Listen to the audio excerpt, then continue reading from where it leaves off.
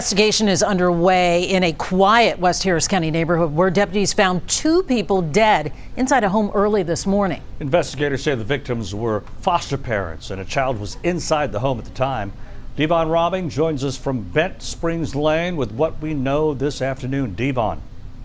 Well, investigators with the Harris County Sheriff's Office spent roughly 10 hours out here combing the scene, speaking with witnesses as they were working to piece together exactly what led up to this deadly shooting. This was the scene in this quiet stretch of Bent Springs Lane just before 5:30 Monday morning, with deputies responding to a home where the bodies of a couple in their early 50s were found shot to death in separate areas of the home. Investigators say the couple was in the home with a 7-year-old foster child and 2 adult children. Authorities say none of the children were hurt.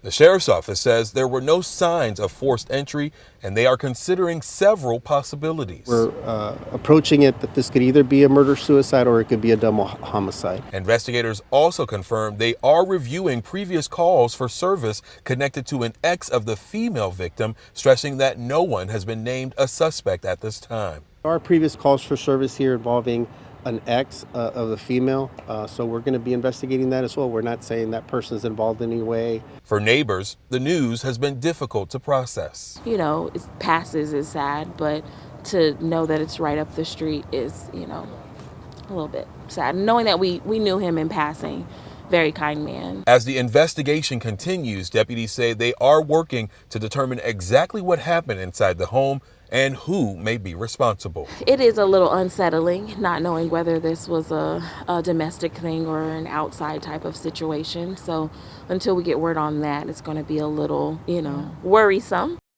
As of right now, no arrests have been made, and we are still working to learn the identities of the victims. Meanwhile, as for the 7-year-old foster child who was in the home at the time of the shooting, well, that child is in the safety of a neighbor.